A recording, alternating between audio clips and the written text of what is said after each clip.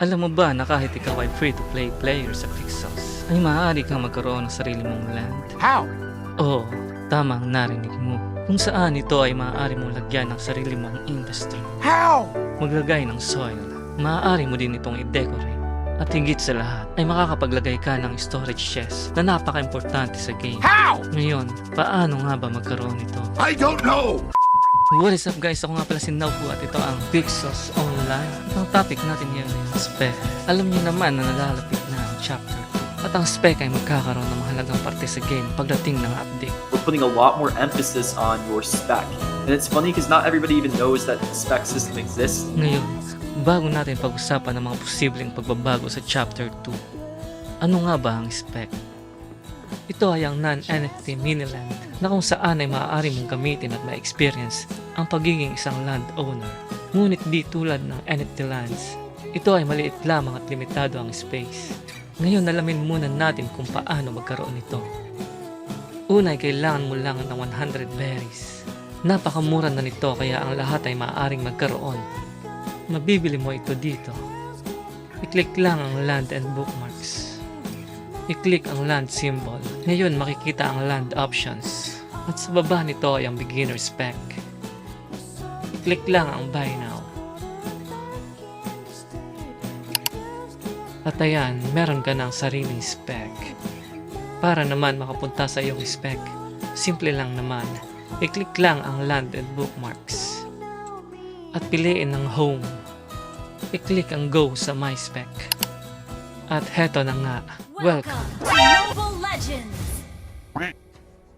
5 seconds till Teka, the enemy ibang reaches land the to. battlefield. Eto na talaga. Welcome sa iyong spec. Ngayon alamin naman natin ang mga benefits ng pagkakaroon ng spec. Sa ngayon, ang pinakamahalagang parte lamang nito sa game ay ang paglagay mo dito ng storage chest na kung saan ay maaari ka mag-teleport papunta sa iyong spec anumang oras at kahit nasaan ka pa kapag ikaw ay maglalagay ng mga items sa iyong storage chest. Para sa akin ay napaka-convenient nito. Features. Gaya ng nabanggit ko kanina, maaari mo ding ma-experience ang pagiging landowner dahil pwede kang maglagay ng soil sa iyong spec. Ngunit limitado lamang sa 4 na soil ang mailalagay mo dito.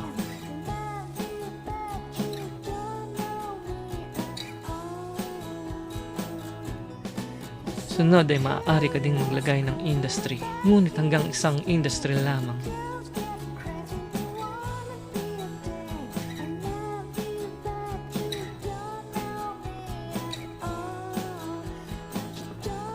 At ang isa pang features nito ay maaari mo itong i-decorate. Ilagay mo dito ang mga UGC collections mo at i-appreciate ang iyong land.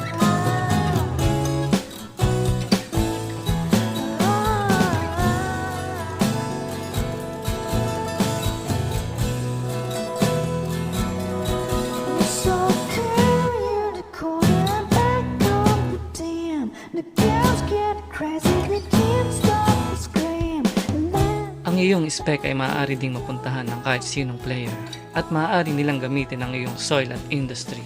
Pero huwag mag-alala dahil hindi nila maa-access ang iyong storage chest. At ikaw din ay maaaring magpunta sa kanilang spec. May dalawang paraan para makapunta sa spec ng ibang player. Ang unang paraan ay ang pag-click sa mismong character nila at i-click ang visit.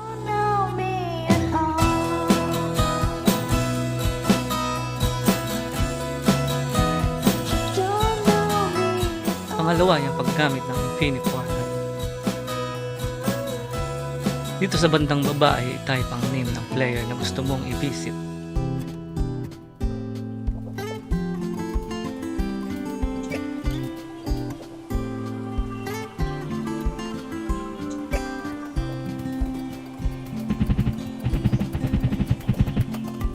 Ngayon, pag-usapan naman natin ang mga posibleng update sa ating spec sa Chapter 2. Dito nga sa tweet ni Lok ay nagpahapyaw siya about sa posibleng update sa ating mga spec.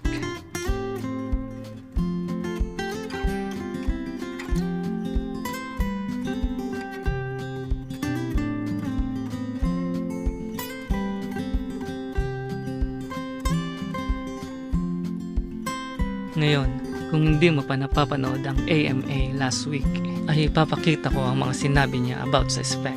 So if you don't own land, one, like joining a guild might be an interesting option for you. Two, we're putting a lot more emphasis on your spec. And it's funny because not everybody even knows that the spec system exists, but you have free-to-play land, right? That's going to be a much bigger part of your gameplay moving forward. So you'll have your own land. You'll actually be able to upgrade it, customize it, make it bigger, and you'll be able to work on your own land too. So if you don't own the NFT land, the farmland, there's going to be plenty of gameplay for you. We want you to work on both basically and spend a bit more time on your own resource land as well. Part of this is because if you look at the game right now, the biggest sink inside of the game is the farmland owners who make upgrades to their farms. We want the free-to-play loop to also have sinks inside of this as well, and we want you guys to focus on upgrading your own land. It's a really fun part of the game too. Like the farmland owners, they get so much enjoyment out of that, and if your own spec like had other people visiting it for whatever reason, if we start to integrate you guys into that game loop as well, especially now the player base is bigger, then it's just gonna be more fun for you as well too. So that's the focus there. If you don't own an NFT land, that's fine.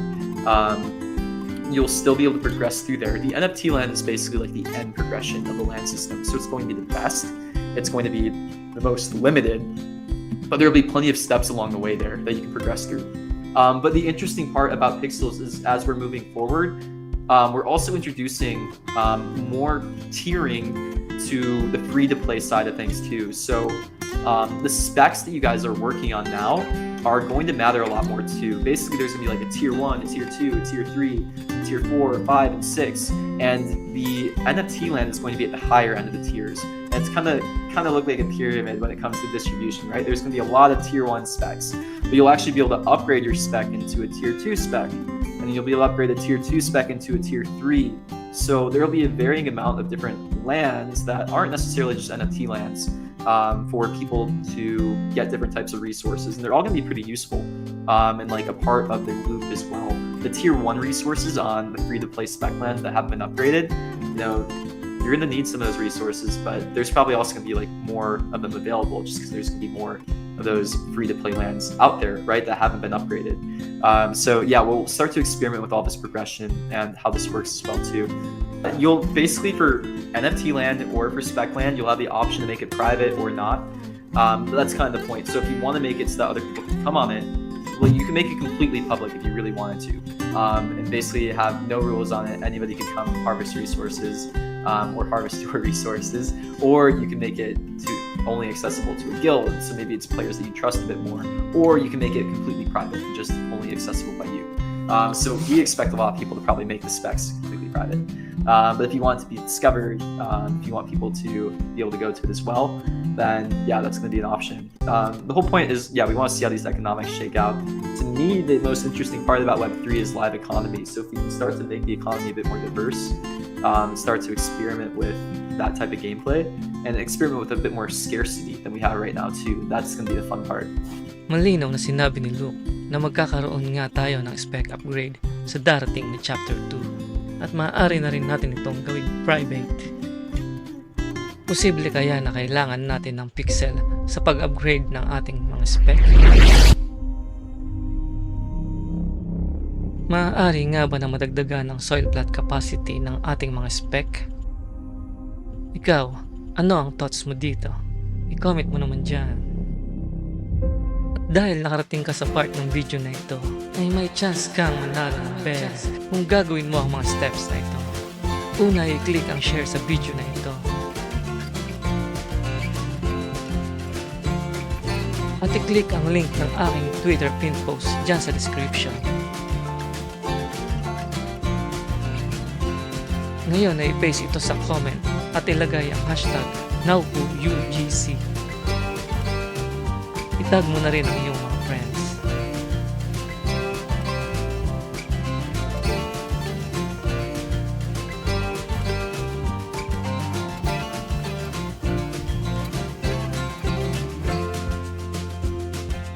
At huwag kalimutang i-like at retweet ito dahil maaari kang manalo ng bell na nagkakahalaga ng.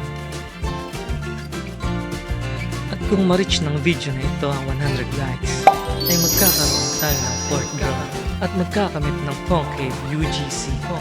Kaya ano pang hinihintay mo? I-pump the like mo na yan, inso. Hanggang dito na lang at maraming salamat. Peace.